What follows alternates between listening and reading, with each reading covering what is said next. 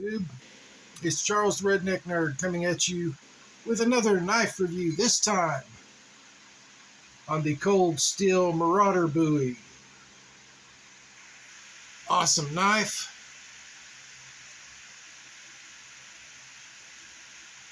And we'll get right to it. Maker is Cold Steel. Blade length is 9 inches. Handle length is 5 1/8 inches. Overall length is 14 1/8 inch. Blade steel thickness is 4.7 millimeters, so I'd be around 0.165 inches. The handle is overmolded craton, so it does have a full, fairly thick tang coming down to it. You do have a small downturn there to kind of lock your hand in place when chopping. Normally it does have a sub hilt on it, but I removed the sub hilt because that thing aggravated me. It was a little tight on my fingers with the size around of my fingers. This one is, of course, one of the newer ones with the stone washed finish. The newer ones, unlike the originals that were a satin finish blade that had a hollow grind, actually has a saber grind on them, leaving you with a little bit more material down here behind the edge.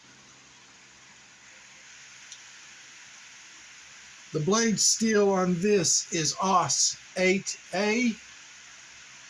It has a total weight of 12.4 ounces, and the HRC is 58 to 59, and it does come with a Securex sheath.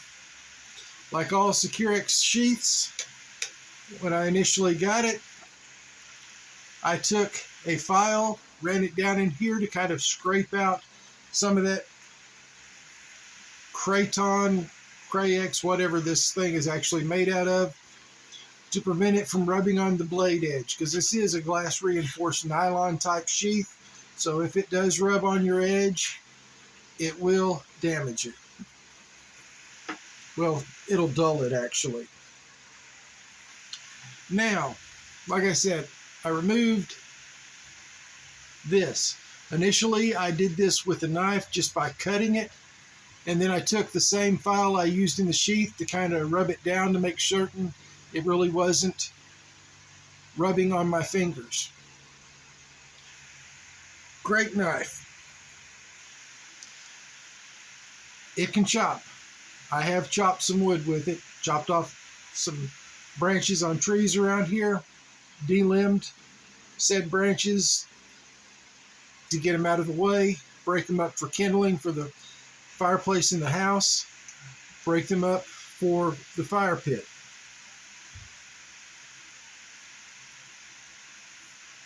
I wouldn't go big as far as batoning on this.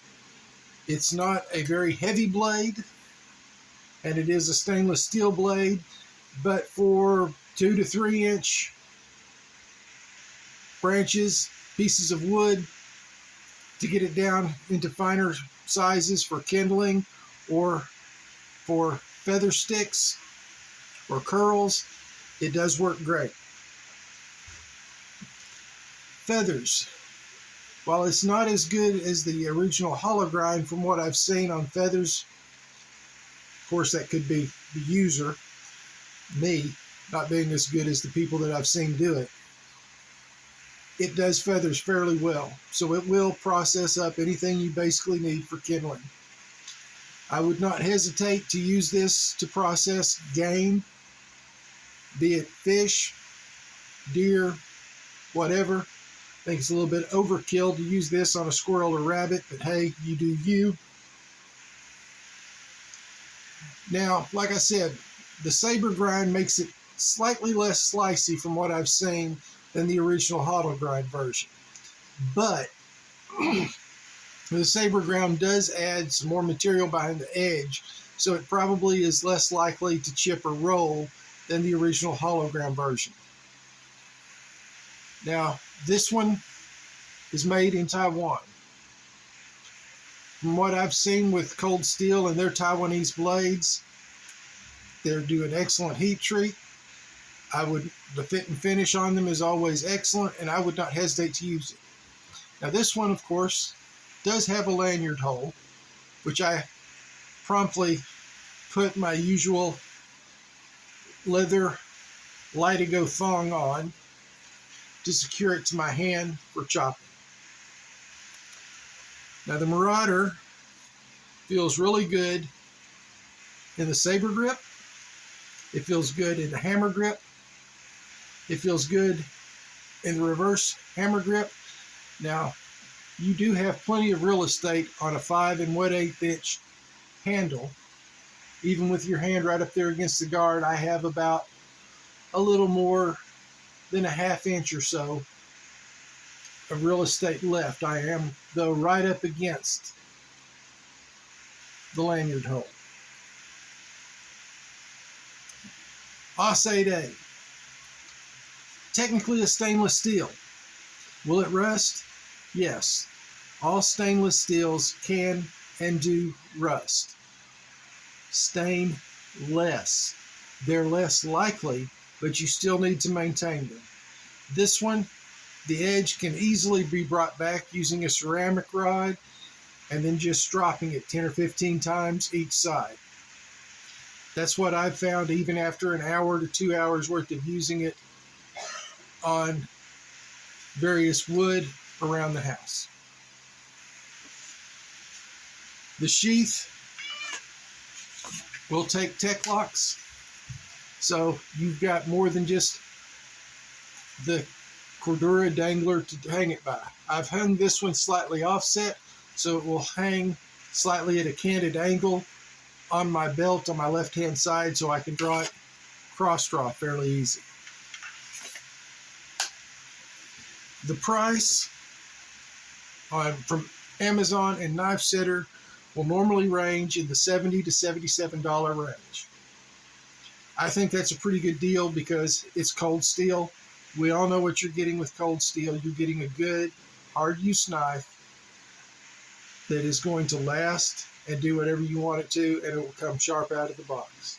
It'll also come with a sheath that is usable, if not the greatest sheath in the world, that will last you for a long time itself. Shout outs today are going to go to Choir Boys Cutlery. Good old Scab. I never forget Scab. And tell Scab on his next video where he has comments, Little Swatch still has his eye on him. Gruggs, Legion Tactical Cutlery, my buddy Gruggs. Again, great knife videos. Joe, Steel Forged in Fire, and Blade Talk with Scab and Joe. Now, recently I got an email from a knife company called Dispatch Knives. They have a store on Amazon. They offered to send me a knife, my choice, if I would review it and give my opinion on it.